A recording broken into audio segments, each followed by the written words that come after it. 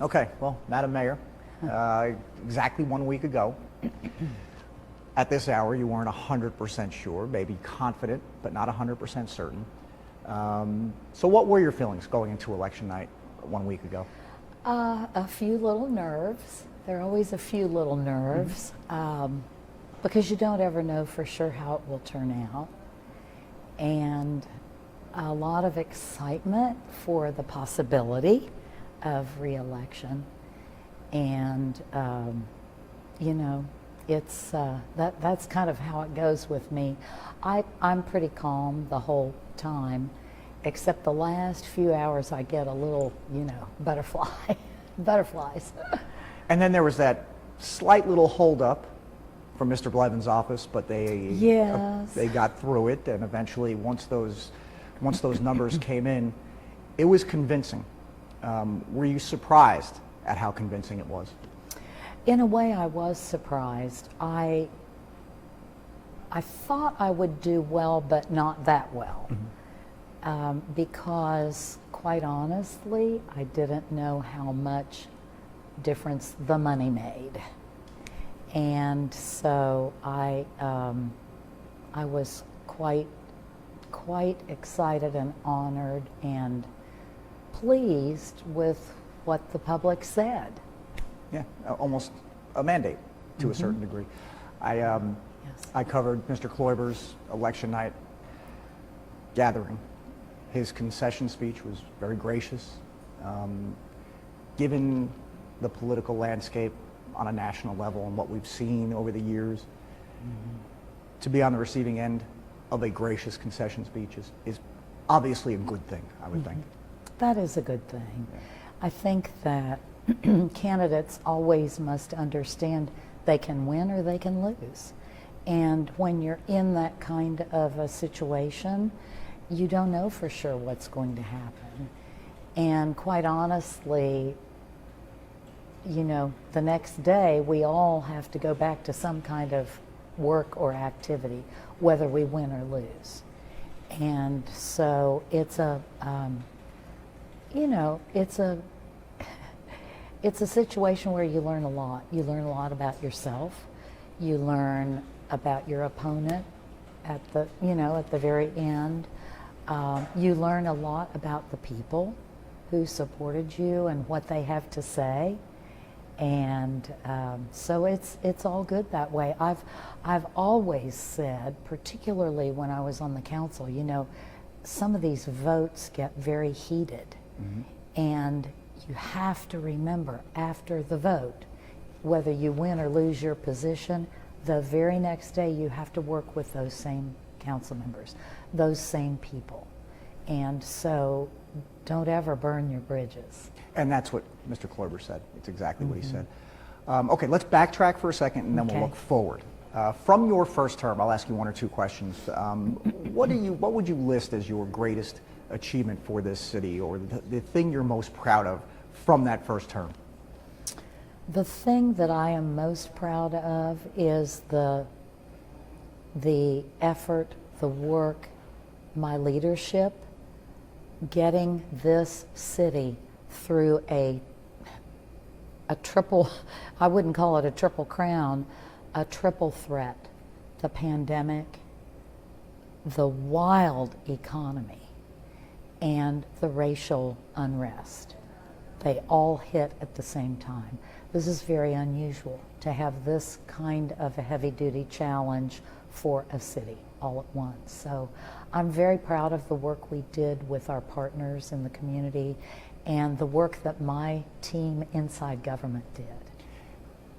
I'll follow up on that, because when you were running and elected in 18, those three things you mentioned were not in the mayor's playbook. They were nowhere to be seen. And how to navigate that was probably, from your point of view, a daily learning experience.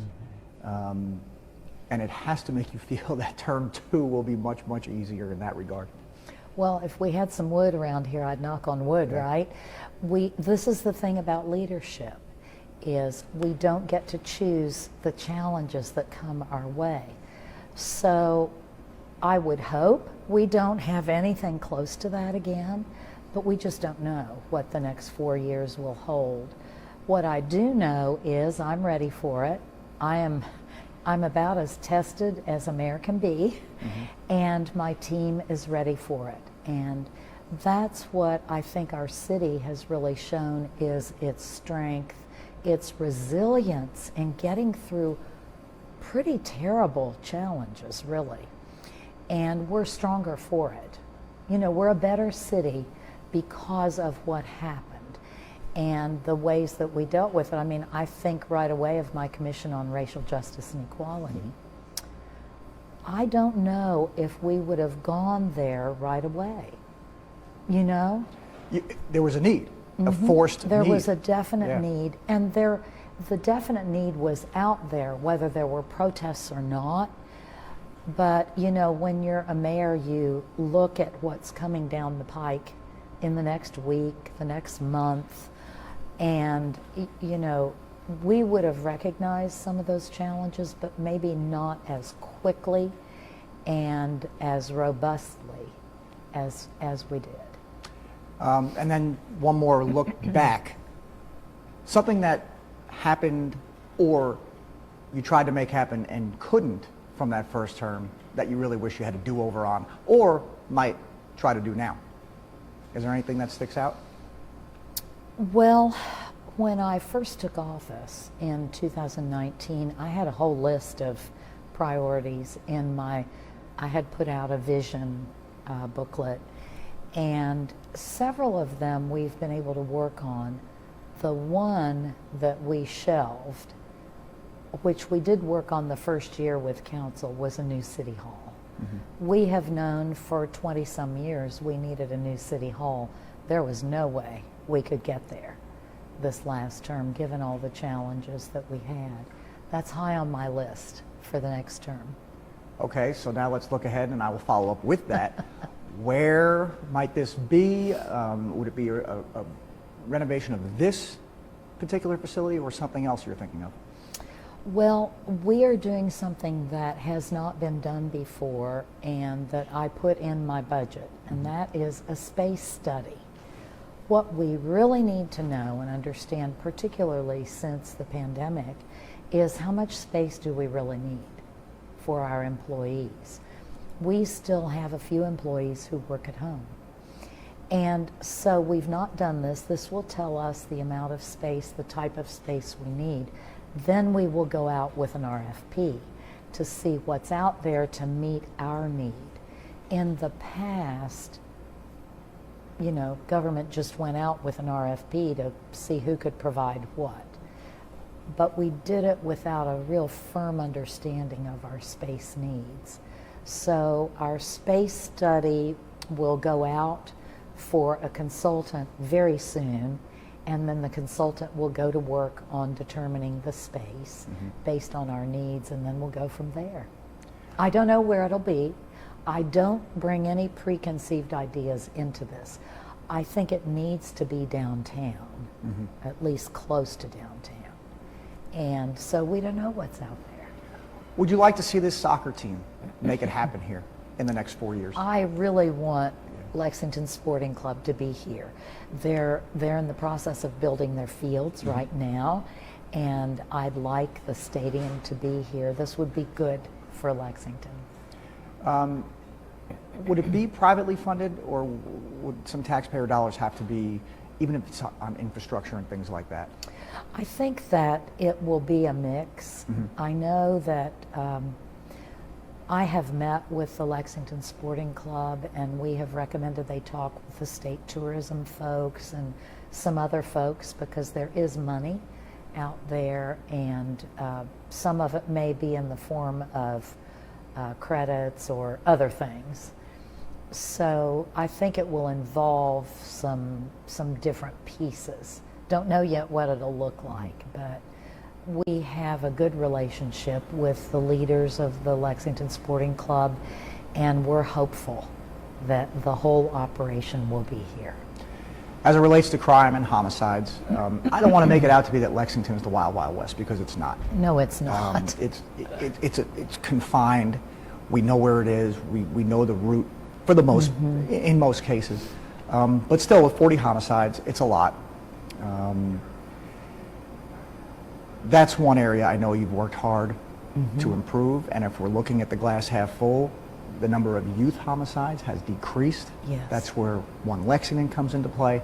That's another initiative from your first term I'm certain you're very proud of because of the progress. Yes, the work of One Lexington is very difficult work, and it involves a lot of people in the community.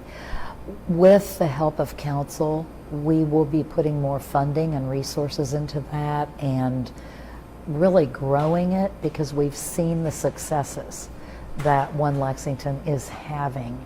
And so that'll be a high priority, you know, right away, is to continue to grow those efforts. And, you know, our violent crime, that category, violent crime, which includes a lot of different things, is also right now down 2% from last year this time. It doesn't sound like much, but given what's happening across the country, it's a lot. And so we're going to keep chipping away at this. Does Chief Weathers have what he needs in terms of resources? And regardless of whether it's yes or no, can you give him more? Are you in a position over the next 4 years to do that? I think that what we do is we continue to look at what he believes are his needs. And we have a new budget cycle coming up. It's almost December, so we will receive some of that from him. And we have worked really hard to give all of our public safety the tools they need to do their jobs. And along with that, we've added social workers, mental health workers to beef up those efforts. You know, a lot of cities didn't do that. They took resources from the police and added the social workers and mental health. But we know we need strong public safety here. And with that, we've added the social services components that we believe are the right things to do. We work with him all the time. I have a very good relationship with Chief Weathers. He is always focused on how they're doing with what they have and what might be the next step. So it's all good that way. Crime notwithstanding, what is the city's biggest problem as you see it? I think that, you know, if I were to say one thing is our biggest problem, I think the issue right now of the economy and the prices people are paying for gasoline, food, everything is a real issue for people.